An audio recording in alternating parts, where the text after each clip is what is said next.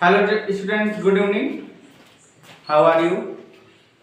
Welcome to my channel Tejas Shri भाई अवसर में मैं आज आपके लिए फिजिक्स में क्लास 12 के बच्चों के लिए कूलॉम के नियम चैप्टर को लेकर आया हूँ। ठीक है, देखिए बोर्ड एग्जाम की तैयारी अब आपको करनी है, इसीलिए हम ज़्यादा उतना ही यहाँ पर डिस्कस करेंगे जितना आपके बोर्ड एग्जाम के लिए जरूरी हो।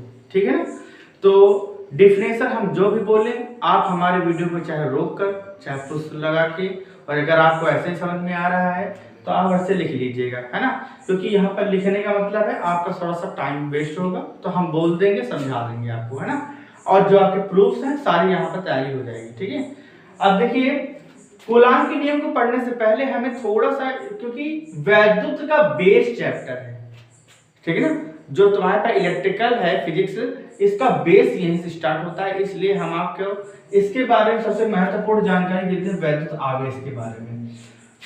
वैद्युत आवेश के बारे में देखिए, वैद्युत आवेश एक ऐसा गुण होता है किसी द्रव्य का कि जो वैद्युत को और चुंबकीय प्रभाव को निरूपित करता है। ठीक है ना, वैद्युत आवेश के कारण ही वैद्युत प्रभाव और चुंबकीय प्रभाव होता है। ठीक है, अब आपके मन में अगर ये चल रहा हो कि भाई फिर वैद्युत धारा क्या है ना, तो वैद्युत धारा और वैद्युत आवेश से बेटा इतना ही अंतर है कि वैद्युत आवेश जब चालक में चलने लगते हैं, जैसे ये चालक है, जब इसमें इलेक्ट्रॉन या कुछ भी आवेश जब चलने लगते हैं समय के अनुरूप ही चले, भाई चलने में आपको समय लगता है, तो जब वो चलने लगेंगे तो उसे क्या कहते हैं, वैद्युत धारा कहते हैं। और कौन चल रहा है, वैद्युत आवेश, है ना, तो ये चीज है, वैद्युत आवेश के कारण ही वैद्युत प्रभाव और चुंबकीय प्रभाव होता है। ये वैद्युत आवेश के बारे में पहली जानकारी। दूसरी जानकारी है वैद्युत आवेश का संरक्षण। वैद्युत आवेश का संरक्षण, ठीक है, वैद्युत आवेश का संरक्षण देखो, हम सबसे पहले हम आपको ऐसे बताते हैं, वैद्युत आवेश को इंग्लिश में बोलते हैं चार्ज। क्या बोलते हैं, चार्ज। आप मोबाइल को चार्ज लगाने जाते हैं तो इसका मतलब क्या होता है, आपकी बैटरी जब डिस्चार्ज हो जाती है तो आप चार्ज में लगाने जाते हैं, मतलब बैटरी को एनर्जी देते हैं। क्या देते हैं, बैटरी को एनर्जी देते हैं। एनर्जी का मतलब क्या होता है, ऊर्जा। एनर्जी का मतलब क्या होता है, ऊर्जा। अब आप सही लाइन पे आ गए हैं, वैद्युत आवेश ऊर्जा का ही एक रूप होता है। जिस तरह ऊर्जा को ना तो नष्ट किया जा सकता है और ना ही उत्पन्न किया जा सकता है, उसी प्रकार वैद्युत आवेश को भी ना तो नष्ट किया जा सकता है और ना ही उत्पन्न किया जा सकता है। बात समझ में आ गई, इसलिए ऐसे वैद्युत आवेश का संरक्षण इसे ही कहते हैं, है ना। वैद्युत आवेश संरक्षण क्या होता है, वैद्युत आवेश को ना तो नष्ट किया जा सकता है ना ही उत्पन्न किया जा सकता है, उसे क्या कहते हैं, वैद्युत आवेश का संरक्षण कहते हैं, है ना। अब देखिए इसकी प्रकृति के बारे में अगर हम डिस्कस करें तो इसकी बेटा प्रकृति, प्रकृति का मतलब होता है कैसा होता है, तो ये धनावेश होता है। कैसा होता है भाई, धनावेश और ऋणावेश।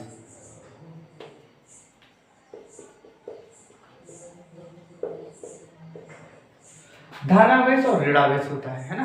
धनावेश और ऋणावेश ये तुम्हारे पास दो प्रकार होती है वैद्युत आवेश की। कैसे जाना गया, ऐसे जाना गया जब दो क्षणों को, दो घटनाओं के बारे में हम आपको जानकारी दे रहे हैं ना, बहुत विस्तृत जानकारी यहाँ पर देने की जरूरत नहीं है।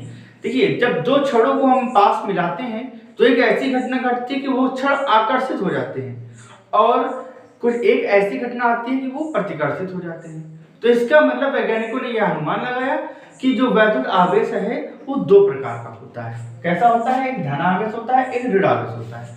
अगर प्लस और माइनस मतलब विपरीत तरह के आवेश अगर रखे गए एक साथ में तो वहां बेटा आकर्षण होना एकदम तय है। क्या होता है, वहां पर आकर्षण हो जाता है। और जब समान तरह के आवेश रखे जाए, प्लस प्लस रखे जाए या माइनस माइनस रखा जाए, तो यहां पर वहां प्रतिकर्षण होना भी तय है। बात समझ में आई हमारी बात, है ना। जब दो विपरीत आवेश होंगे तो वहां आकर्षण, और जब दो समान आवेश होंगे तो वहां पर प्रतिकर्षण होगा। बात समझ में आ गई ना, ठीक है, इसका स्क्रीनशॉट ले लीजिए। नेक्स्ट डिस्कस करते हैं। अब आइए आप सबसे महत्वपूर्ण टॉपिक में, कूलॉम का नियम।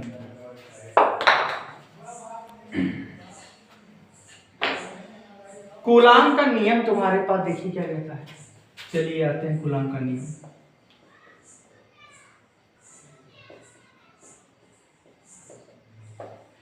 कूलाम का नियम, अगर आपने गुरुत्वाकर्षण के नियम को पढ़ा है तो वहां पर न्यूटन ने क्या बताया था, जब दो द्रव्यमान, दो पिंड, ये आपके दो पिंड हैं और ये पिंडों के बीच में जो दूरी है ना, बस न्यूटन ने वहां पर दो m द्रव्यमान वाले पिंडों पर एक जो बल दिया उसे गुरुत्वाकर्षण बल कहा गया।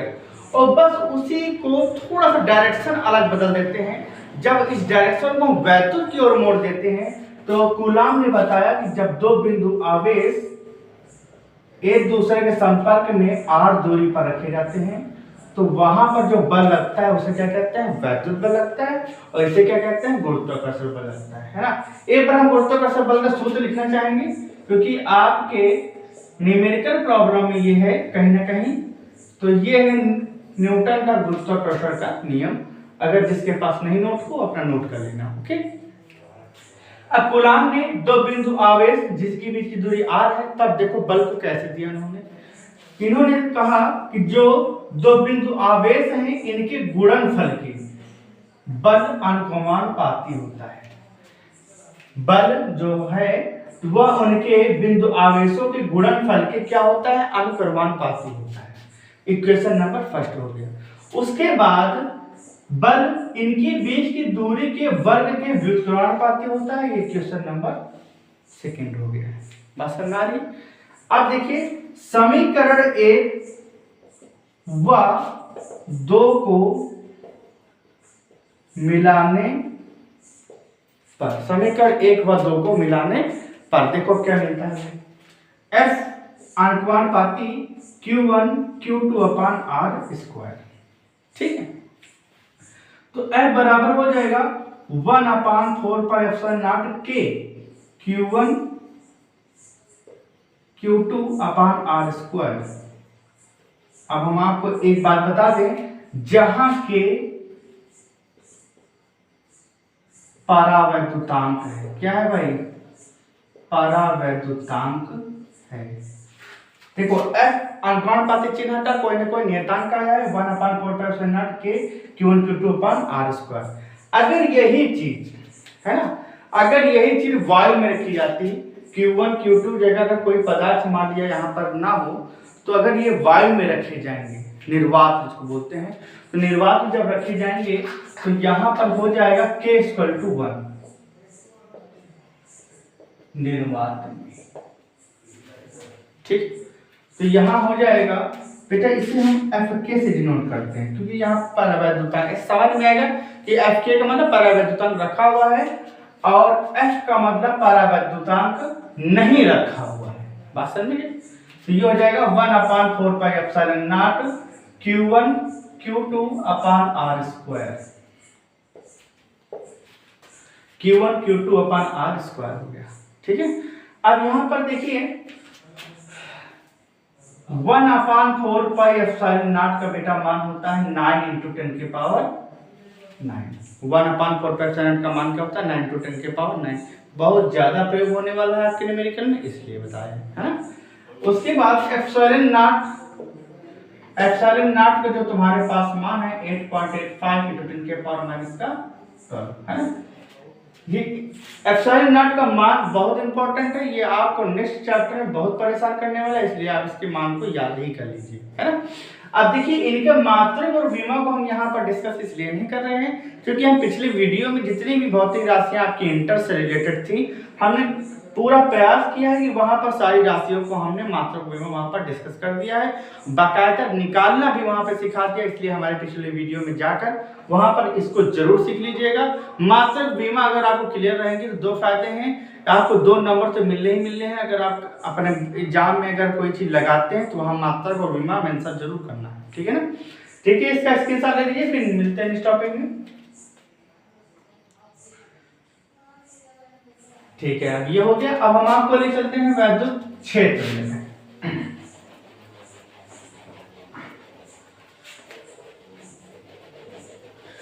देखो क्षेत्र से आपको क्या आइडिया लग रहा है, आपका जहां पर घर है तो आप वहां पर क्या कहते हैं, ये मेरा क्षेत्र है।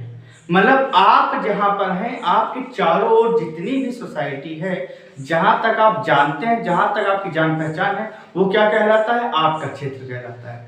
उसी प्रकार हेडिंग डाल लें बेटा, हेडिंग नहीं डाले थे, ये हेडिंग है आपकी।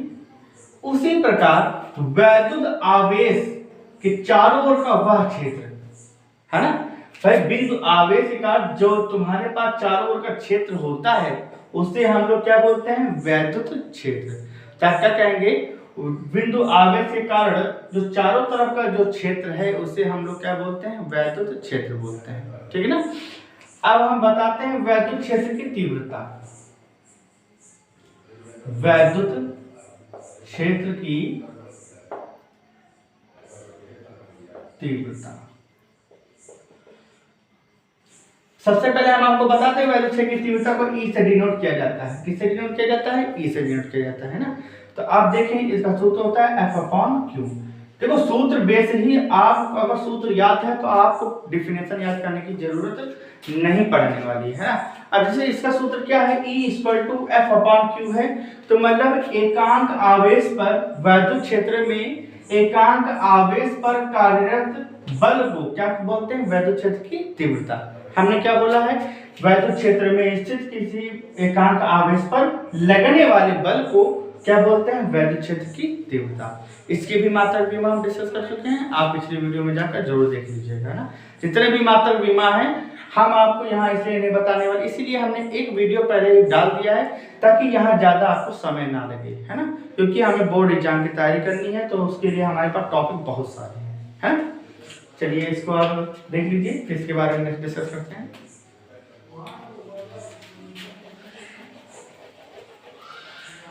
आइए अब हम वैद्युत द्विध्रुव, बहुत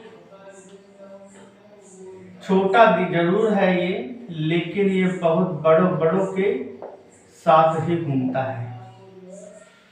वह निकाय जो -Q तथा +Q आवेश से मिलकर बना हो तथा वह बेहद अल्प दूरी में रखे गए हैं, है ना। वह निकाय जो -Q तथा +Q आवेश से मिलकर बना हो और वो बेहद अल्प दूरी पर रखे जाएं, ऐसे निकाय को क्या बोलते हैं? वैद्युत द्विध्रुव बोलते हैं। ठीक है। अब वैद्युत द्विध्रुव का आघूर्ण में चलते हैं भाई। वैद्युत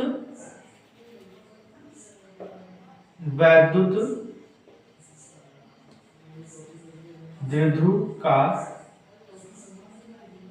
आघूर्ण। बेटा वैद्युत द्विध्रुव का आघूर्ण क्या होता है? सबसे पहले इसको हम बता दें, आपको P से रिप्रेजेंट करते हैं। किससे रिप्रेजेंट करते हैं? रिप्रेजेंट इसको P से करते हैं, रिप्रेजेंट मतलब प्रदर्शित करते हैं।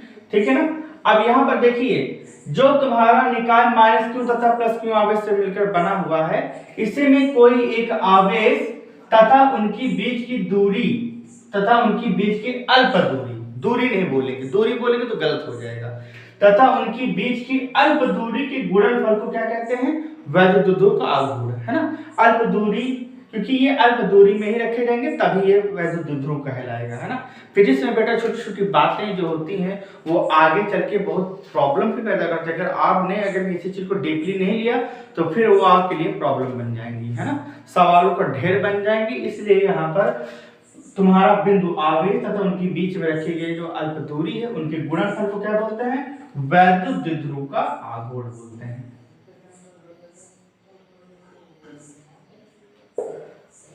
ठीक है। आप जल्दी से इसका स्क्रीनशॉट ले लीजिए।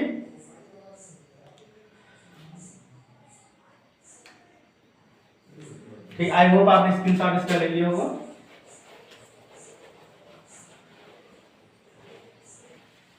अब हम इसके कुछ महत्वपूर्ण तथ्यों की जानकारी ले लेते हैं, है ना।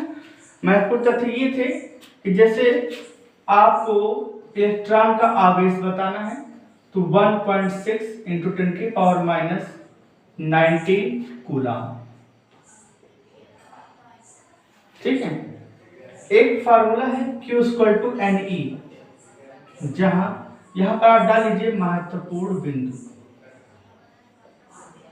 अगर कुछ बहुत छूट भी गया होगा तो महत्वपूर्ण बिंदु में पकड़ में आ जाएगा। जैसे ये आ गया Q = Ne, जहां N इलेक्ट्रॉन की संख्या है और ई इलेक्ट्रॉन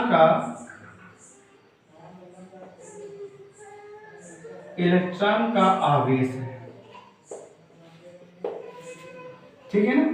अब हम नेक्स्ट में चलते हैं। और क्यों बेटा कुल आवेश है, क्यों क्या है, कुल आवेश है। हाँ, वरना आप भ्रमित हो जाएंगे कि जब ये इलेक्ट्रॉन का आवेश है तो क्यू का रोल क्या है। क्यू का रोल ये है, जैसे 4 इलेक्ट्रॉन आके तो आपके पास टोटल आवेश 4 इंटू इलेक्ट्रॉन का आवेश हो गया। इलेक्ट्रॉन का आवेश हमने यहाँ पर लिख दिया है। अल्फा कण में बेटा 2 इलेक्ट्रॉन होते हैं। ठीक है ना। अल्फा कण में क्या होते हैं, 2 इलेक्ट्रॉन होते हैं। अब देखिए जब इलेक्ट्रॉन यहाँ बता ही दिया तो आप प्रोटॉन भी देख लें इधर। प्रोटॉन का आवेश, प्रोटॉन का आवेश होता है 1.6 इंटू 10 की पावर -19 कूलम।